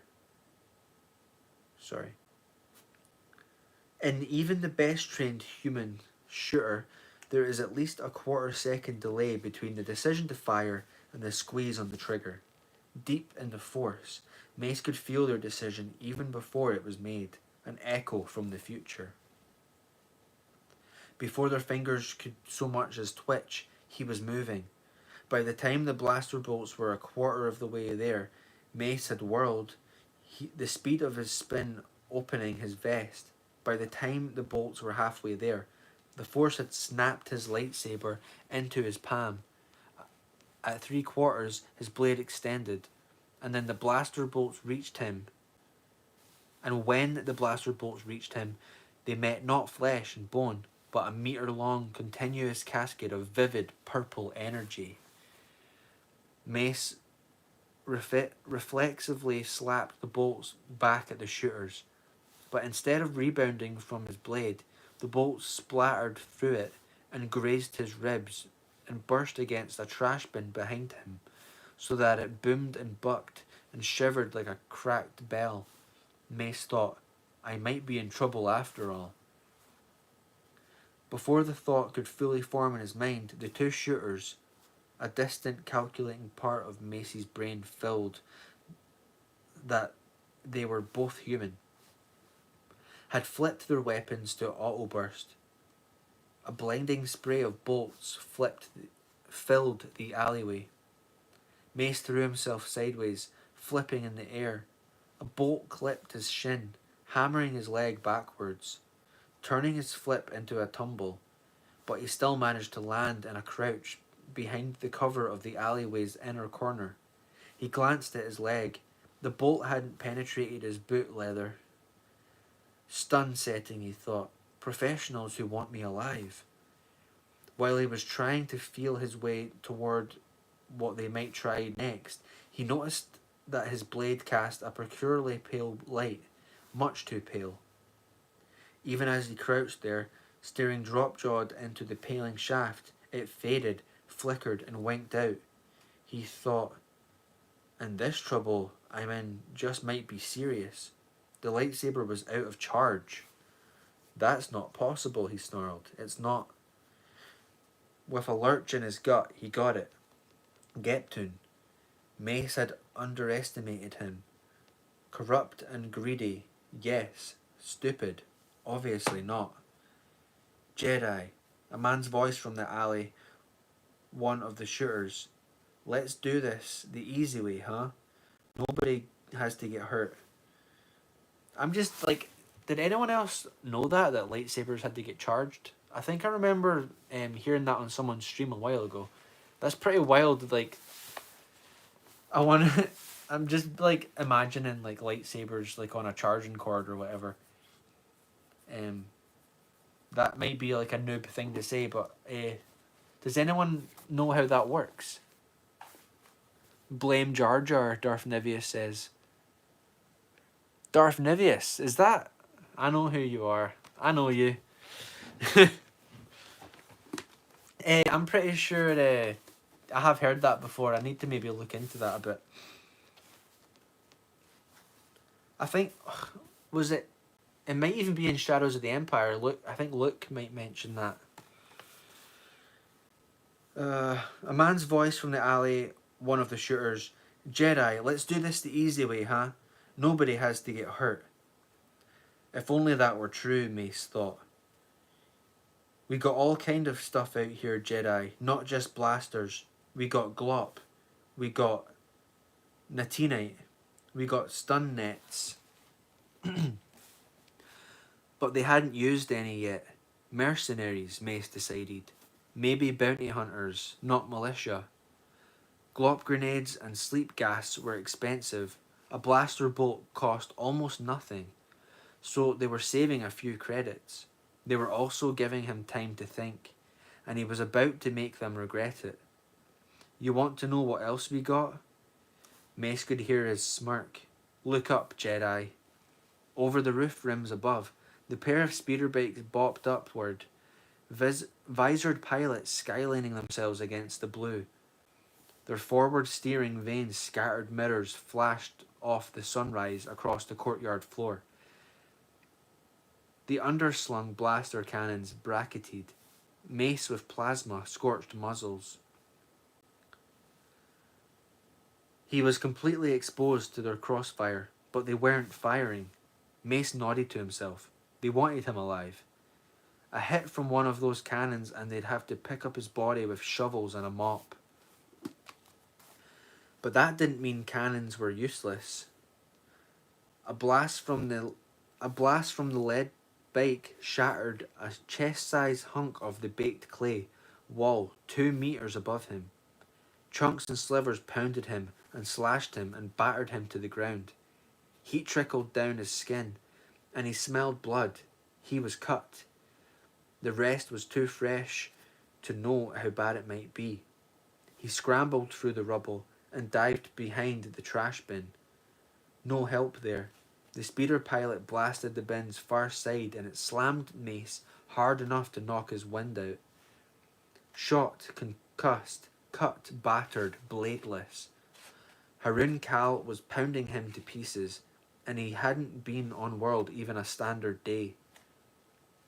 All right, he reached up and splayed his hands above the trash bin so that the speeder pilots could see. He let his discharged lightsaber dangle, thumb through its belt ring. All right, I'm coming out, don't shoot. The lead the lead speeder, or is it lead? The lead speeder drifted in a little. Start again. The lead speeder drifted in a little as he worked his way out from behind the bin, hands high.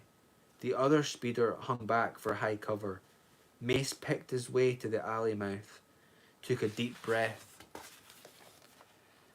and stepped out from the corner. The two shooters slowly uncovered, one from behind a trash bin and the other stepping out from a recessed doorway. The two backups stayed at the corner of the alley's far mouth.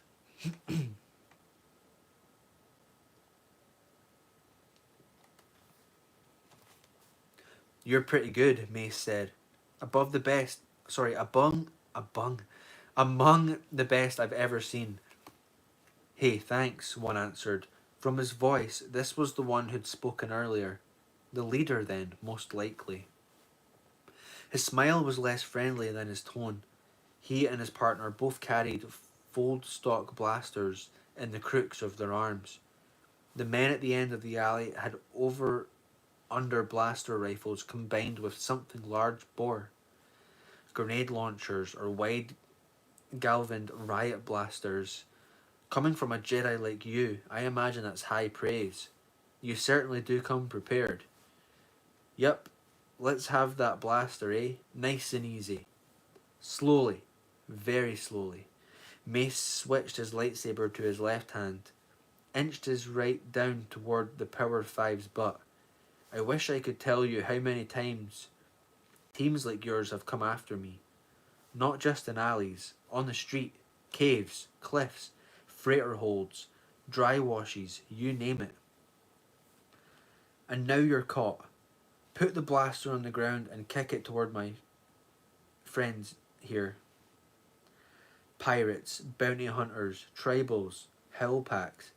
Mace might have been reminiscing with old friends as he complied, armed with everything from thermal detonators to stone axes, and sometimes just claws and teeth. The silent one bent down for the Power 5. His blaster's muzzle dropped out of line. Mace took a step to his left. Now the talker was in line of fire, and the two behind him.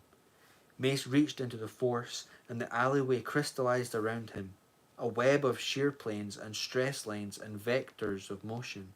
It became a gemstone with flaws and fractures that linked the talker and his partner. The two shooters at the far end, the speeder bikes and their pilots, the 20-meter high buildings to their side, and Mace. No Shatterpoint that he could see would get him out of this. Doesn't mean I won't, he thought. Just means it won't be easy, or certain, or even likely. He took one deep breath to compose himself. One breath was all it took. If the Force should bring death to him here, he was ready. Now the lightsaber, the talker said. You are better prepared than most.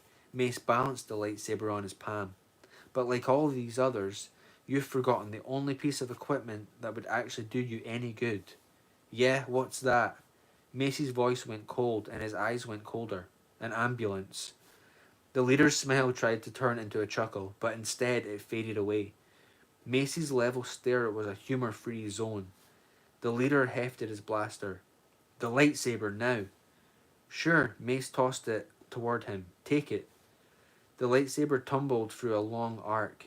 In the Force, he felt them all fractionally relax, and the slightest easing of trigger pressure The tiniest shift of adrenaline charged concentration. They relaxed because he was now unarmed. Because none of them understood what a lightsaber was. Mace had begun the construction of his lightsaber when he was still a Padawan. On the day he first put hand to metal, he had dreamed that lightsaber for 3 years already, had imagined it so completely that it existed in his mind, perfect in every detail. Its construction was not creation, but actualization. He took mental reality and made it physical. The thing of metal and gemstone, of particle beam and power cell, was only an expression. His real lightsaber was the one that existed only in the part of the force Mace called his mind. A lightsaber was not a weapon. Weapons might be taken or destroyed. Weapons were unitary entities. Is it unitary? Weapons are unitary entities. Many people even gave them names of their own. Mace would no more give a name to his lightsaber than he would to his hand. He was not the boy who first imagined its shape 41 years before. Nor was his lightsaber unidentical to that first image in the dreams of his 9-year-old boy. Of a 9-year-old boy. With each new step in the ever deepening understanding of the Force and his place in it, he had rebuilt his lightsaber, remade it. It had grown along with him. His lightsaber reflected all he knew, all he believed, and all he was. Which was why it required no effort, no thought, to seize his lightsaber's tumbling hand grip through the Force and fire it like a bullet. It screamed through the air, and its butt took the talker between the eyes with a hollow stone on wood whack. The impact flipped him off his feet, unconscious or dead, before he hit the ground. His hands spasmed on the blaster, and it gushed energy. Through the Force, Mace nudged the blaster's muzzle to sweep the talker's partner and blow him spinning to the ground. Mace guided it further upward, and hammering energy chewed an arc of chunks from the walls before it battered the steering vanes of the speeder bike above and behind him, smacking him into a spin that kept the pilot too busy hanging on to even think about firing a weapon. That's pretty cool. He's using the Force to he's not even like there's times in the EU where like Luke will throw his lightsaber and like force it around. It seems like he's just using his mind. It's pretty cool.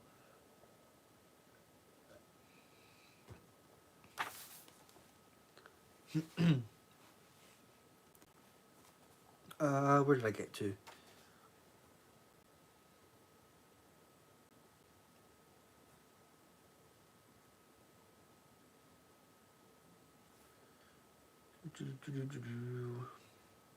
The over-unders of the two at the alley mouth now coughed, but Mace was already in motion.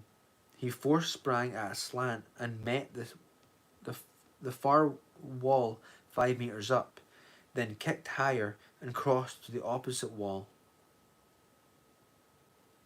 Up and back again, zigzagging toward the foottops through a storm of blaster fire. Belated grenades burst below. Spit white glop spewed across the alley, swirling the purple cloud of natinite, a anesthetic gas. But Mace was already well above their effect zone. He sailed up over the lip of the flat-baked tile roof, and there were people up there. The roof was cluttered with hods full of tiles and pots of liquid permacite and bundled tarpaulins that might have been keeping the winter rains out, but now it had become camouflage for at least 2 men. Lying, concealed beneath the tarps, the men were invisible to the eye, but Mace felt them in the Force. Adrenaline shivers and the desperate self-control it took to remain motionless. Bystanders. Roofers caught in a sudden firefight, hiding for their lives. Reserves for the assault team. Mace was not certain he'd live to find out. Before he could touch down, the other speeder pilot cut off his path with a fountain of blaster fire that traversed back to intercept him. A shove with the force dropped him short, but as he made contact with the roof, the pilot fired an impact-fused grenade at Mace's feet. Mace reached out and the force slapped the grenade away from himself and the hidden men. But the cannon's blast stream hammered a line of shattered tiles and smoking holes in the rooftop straight at them. So he sprang toward it. An upward thrust with the force lifted him over the blast stream, and he made his spring into a twisted dive roll that brought him to his feet and with his back to the massive communal chimney that rose from the centre of the roof. That's got the same kind of visuals as the Genndy Tartakovsky episode. You know that epic one where he's fighting all the droids on Dantooine, and he actually loses his lightsaber among the swarm of battle droids, and he does that big kind of like force jump in the twist, and then he lands. That's kind of what I visualized there. And I know the Star Wars Marvel purist wishes this book was a bit more like that. But yeah, there you go.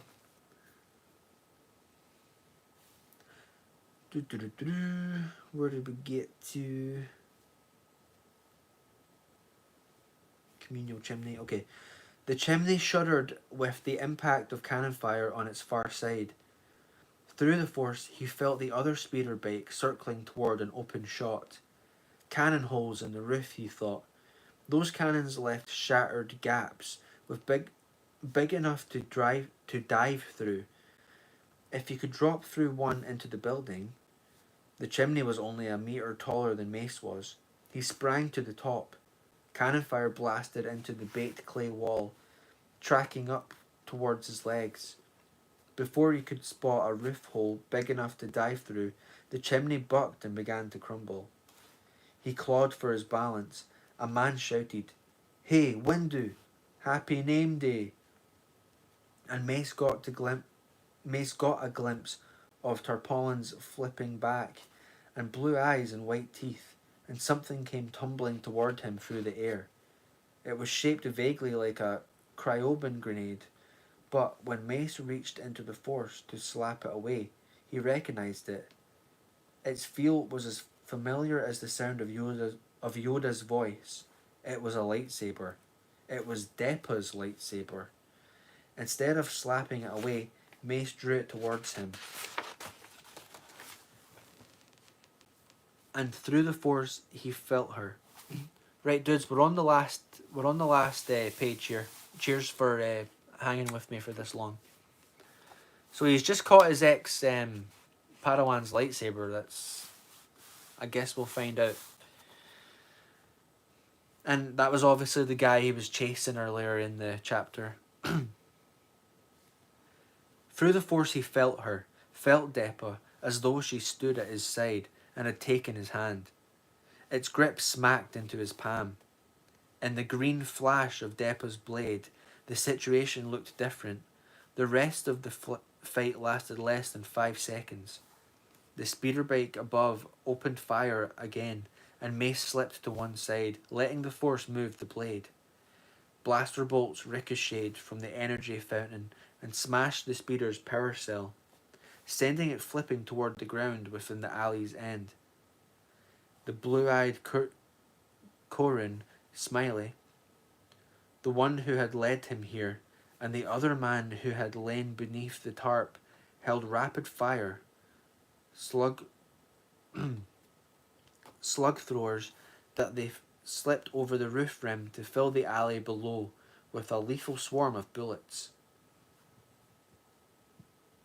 2 more Karunai popped out of cover on the rooftop across the alley. One had a slug thrower. Flame leapt from its barrel. The other, a big light-skinned Karun girl with reddish hair, stood upright. Wide-legged, a massive Merson thunderbolt tucked into her armpit. Shivering the alley with howling packets of a galvaned particle beam. The other pilot didn't like the new odds. He power slowed his speeder and shrieked away above the rooftops. Smiley yanked his barrel around and took aim at the pilot's back. But before he could fire, the speeder bike flipped in the air, tumbled out of control and crashed through the wall of a distant building at roughly 200 kilometers an hour. Smiley waved a hand, and the Kurunai stopped firing.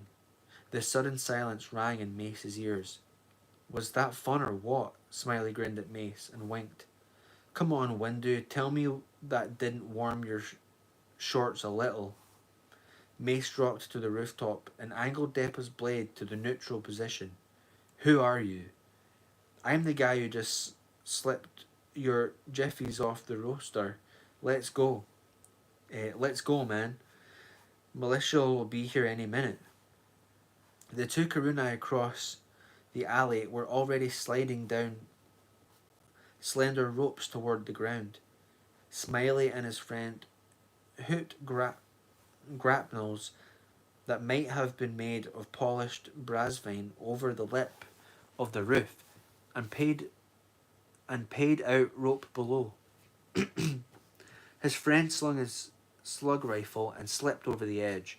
Mace scowled towards the column of smoke that now rose from the gaping hole the second speeder bike had left in the building blocks away. Smiley caught his look and chuckled. Love that fungus. Ate his fly-by-wire. Saved me a shot. Mace muttered, I'm just hoping nobody was home. Yeah, think of the mess.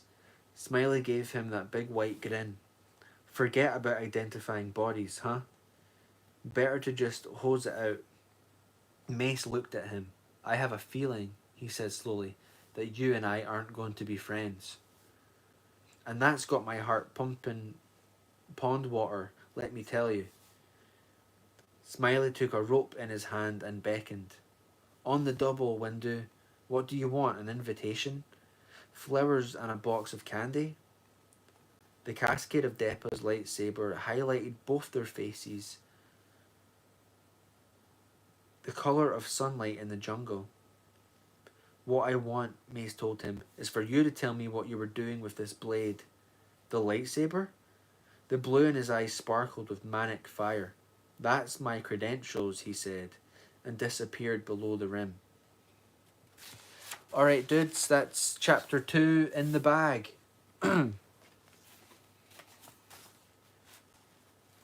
What are you thinking so far? I'd say it wasn't as cheers. I'd say it wasn't as exciting as the last chapter, but we're definitely moving along a bit. I really liked that character.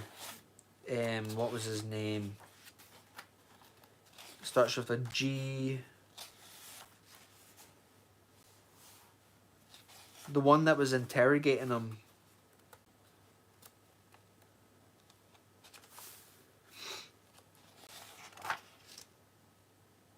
Oh, cheers, Darth Nivius. What was that character's name? Obviously, we had that stuff with Mace talking about the Force.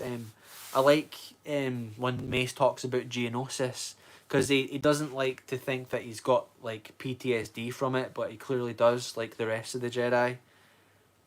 Because the Jedi have been kind of blinded in the Force in that way, and they just did not expect what happened during that battle. Why can't I find this dude's name? It starts with a G.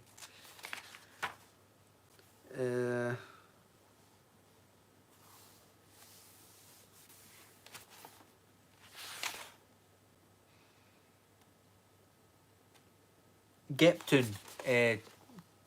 Colonel Geptun. He reminded me of when I first came into it, the Jedi. When he first came into it, I was getting kind of like, you know, like Thrawn from like the Zan books. That kind of vibe, that he was sort of like intelligent. I got that kind of like he was controlling the situation kind of thing. But as it went on, it just seemed a bit more kind of creepy. It's hard to explain the vibes I was getting off of him, but no, I'm still enjoying it. I think there's like hints in there of like what the book could be. Like I'm hoping it kind of picks up in that way with like the action, and because I know Matthew Stover said the book was kind of like Apocalypse Now, with Jedi in it, you know. So, I'm hoping we get a bit more stuff with like Mace, fighting and stuff like that. But again, like Matthew Stover's writing style is incredible. Even when it's like, more trivial stuff, the way he like describes things and kind of paints pictures, it's awesome. But yeah, thanks to everyone that hung about for the full read through. Aye, good stuff.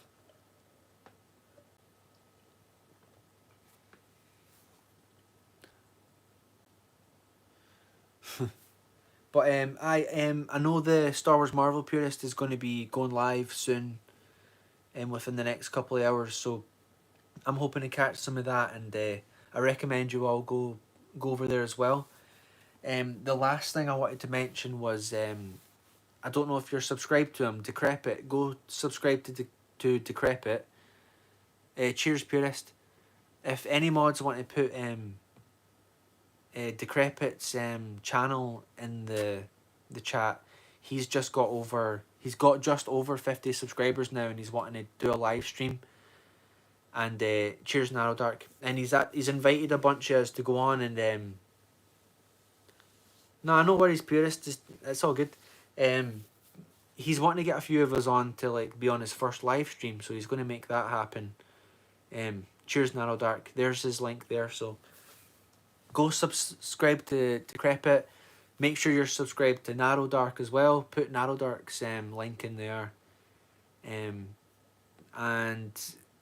obviously head over to Star Wars Marvel Purist. Subscribe to him if you're not. He's part of the reason I'm doing this, because he does his read throughs of like the old comics, EU comics.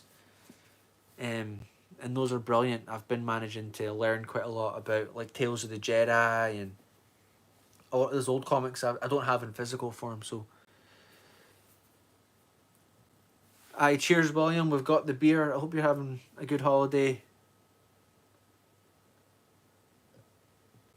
Darth Nivius, get in on it. Get in on the community. We're here to preserve. We're preserving original lore, canon, and continuity of George Lucas era Star Wars. So we're not out there giving Skeleton Crew a 7 out of 10. We're talking about and this is, by all regards, this isn't even one of the best novels, you know. Narrow Dark's going to be working on more legacy vids. That'll be good, because those are the comics that I'm hoping to read soon. So I've been enjoying your videos so far. Yep, Porg, that's it. Anyway, cheers for hanging about. I'll not keep you any longer, right? So, as always, long live the expanded universe, and lang may your limbs reek. Skull! Skull!